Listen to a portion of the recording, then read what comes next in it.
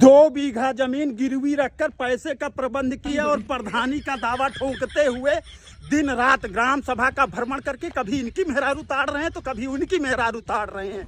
किसी को आवास दिलवाने के नाम पर ठग रहे हैं तो किसी को शौचालय दिलवाने के नाम पर लूट रहे हैं। अभी सुबह एक पैरवी लेकर अपने नज़दीकी थाना पहुंचा तो देखा कि थानेदार साहब तो अभी स्नान ही कर रहे हैं।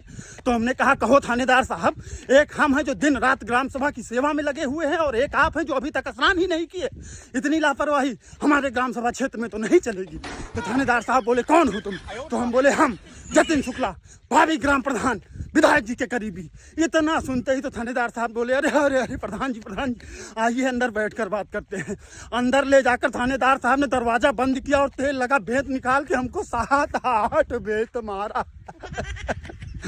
वो कहा कि बहुत बड़ी वाले, अगर हम सुबह 4 बजे तक ड्यूटी करेंगे तो अपनी नींद पूरी करके ही तो स्नान और जलपान करेंगे कि इसका इंतजार करेंगे तुम जैसा बदतमीज आदमी आए और उसका आरती उतारे।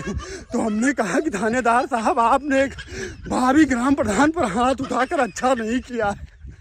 ग्राम प्रधान बन जाने के बाद सबसे पहला बदला आप ही से लेंगे। तब तक तो थानेदार साहब ने हमको गिरा के लात घूंसों से मारना शुरू किया और कहा कि हाँ तेरी नेतागिरी निकाल दूंगा। हमने तुरंत थानेदार साहब का पैर पकड़ लिया और कहा कि अरे थानेदार साहब, गलती हो गई, हमारे मुंह से निकल गई, माफ़ कर दीजिए, दोबारा नहीं बोलूँगा। तो थानेदार साहब ने हमारे पिछवाड़े पे 2 लात मारा और कहा कि चल भाग यहाँ से, दोबारा दिखाई दिए तो हाथ पैर तुड़वा कर फेंकवा दूंगा, सारी नेतागिरी निकल आएगी। किसी तरह जान बचा कर आया।